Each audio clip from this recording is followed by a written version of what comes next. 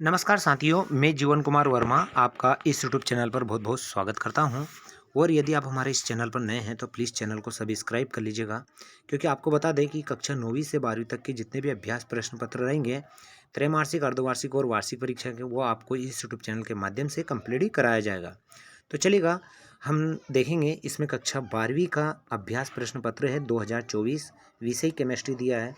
और इसमें हम देखेंगे, इसमें जो हम कंप्लीट करेंगे वो हम करेंगे, इसमें सेट ए को कंप्लीट करेंगे। तो और दूसरे जो वीडियो रहेगा उसमें सेट बी को भी कंप्लीट करेंगे। तो यहाँ पर हम चलिएगा बढ़ते हैं। और सबसे पहले हम देखते हैं कि सभी प्रश्न करना अनिवार्य है।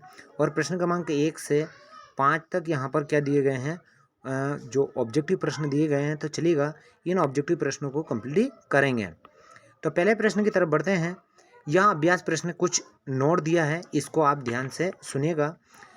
यहाँ प्रश्न पत्र केवल अभ्यास के लिए है, यहाँ आवश्यक नहीं है कि से यही प्रश्न पत्र वार्षिक परीक्षा में पूछा जाए। लेकिन आपको बता दें कि ये जो प्रश्न पत्र हैं ये परीक्षा की दृष्टि से बहुत ही महत्वपूर्ण हैं।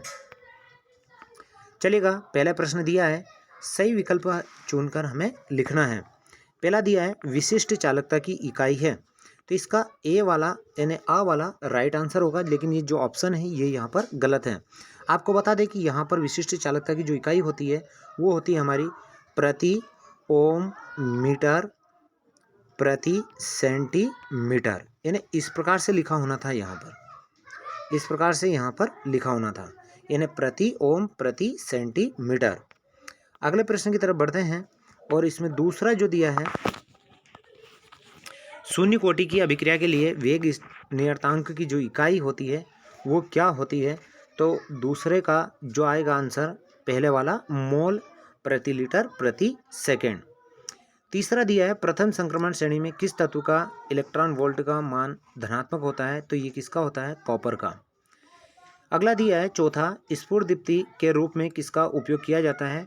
तो ये किया जाता है संक्रमण धातु का उपयोग किया जाता है। अगले प्रश्न की तरफ बढ़ते हैं।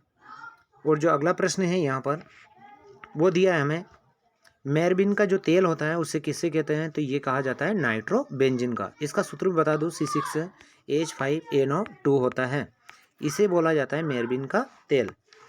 अगला जो दिया है,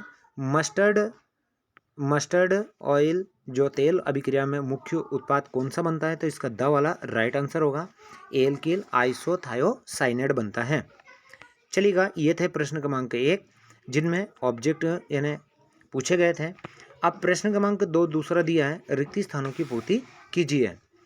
पहला जो दिया है, 0.9% NaCl विलयन एवं मानव रक्त की कोशिकाओं का द्रव क्या कहलाता है। तो ये कहलाता है हमारा आइसोटोनिक कहलाता है। यानी क्या कहलाता है, आइसोटोनिक कहलाता है।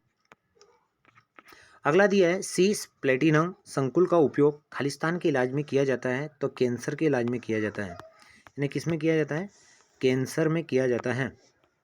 अगला जो दिया है, एल्डिहाइड प्राथमिक एमीन से क्रिया करके खालिस्तान नामक क्षार का निर्माण करता है। तो किसका करता है, यानी सीप बेस का निर्माण करता है, इस प्रकार से लिख देंगे। अगला दिया है, बाल में खालिस्तान नामक प्रोटीन पाया जाता है। तो क्या पाया जाता है, निकोटीन पाया जाता है।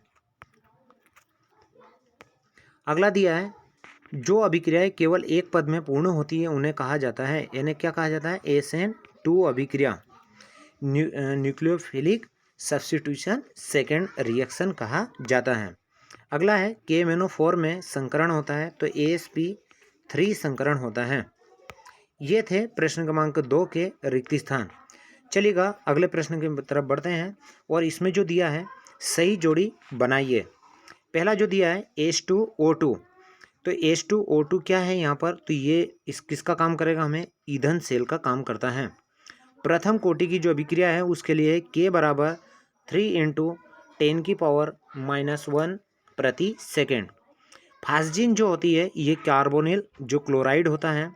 और सुक्रोज का यहाँ पर हम D+ रूप लगाएंगे, लेकिन ये भी गलत है और मोनोसेकेराइड भी नहीं है, क्योंकि इन दोनों को ऑप्शनों को अगर देखने पर तो ये ज्ञात होता है कि यहाँ पर क्या होना चाहिए था, इसको देखकर तो ये होता है कि यहाँ फ्रक्टोज होना था और मोनो जो सेक्राइड से यहाँ पर ग्लूकोज होना था। यदि यहाँ पर ग्लूकोज होता तो उसका राइट आंसर होता मोनोसेक्राइड से, क्योंकि सुक्रोज यहाँ पर क्या होती है, डाई सेक्राइड से है। हिंसबर्ग जो अभिकर्मक है इसमें क्या बनता है, तो बेंजीन सल्फोनिक क्लोराइड बनता है। इस प्रकार से थी ये सही जोड़ियाँ, जिनको आप कंप्लीटली देख लीजिएगा। अगले प्रश्न की तरफ बढ़ते हैं। अगला जो प्रश्न दिया है, एक शब्द या एक वाक्य में हमें उत्तर देना है। पहला दिया है, जो विलयन स्थिर ताप पर बिना संगठन बदले उबलते हैं वे क्या कहलाते हैं, तो स्थिर क्वाथी कहलाते हैं, यानी स्थिर क्वाथी कहलाते हैं। अगला दिया है, हर्निया जो समीकरण है उसको लिखिए, तो ये क्या होती है, के इक्वल टू क्या होता है, ए ई होता है की घात minus e a by r, और ये टी होता है, इस प्रकार से रहती है।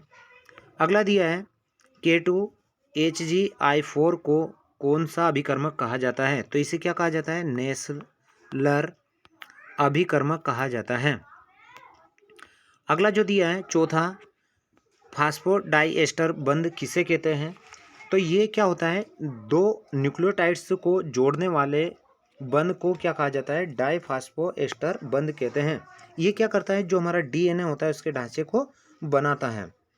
अगला दिया है पांचवा, यहाँ पर 2RX प्लस 2Na, तो RR यानी एल्केन बनता है और 2NaCl मतलब निकल जाता है। उपरोक्त अभिक्रिया को क्या कहा जाता है, तो इस अभिक्रिया को क्या कहा जाता है, वुड्स अभिक्रिया कहा जाता है, वुड्स रिएक्शन है ये। अगला दिया है, यहाँ पर हमें बताना है सत्य और असत्य हमें बताना है।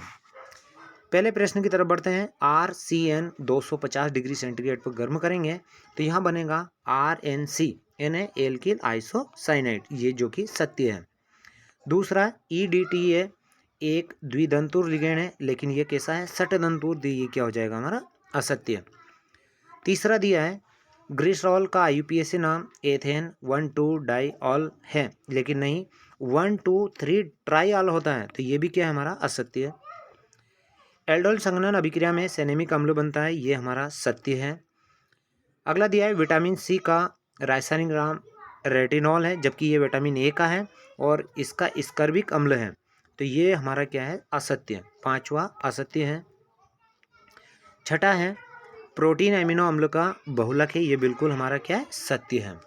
तो इस प्रकार से प्रश्न क्रमांक 1 से 5 तक ऑब्जेक्टिव प्रश्न दिए गए थे। इन्हीं ऑब्जेक्टिव प्रश्नों को हमने कंप्लीट किया है।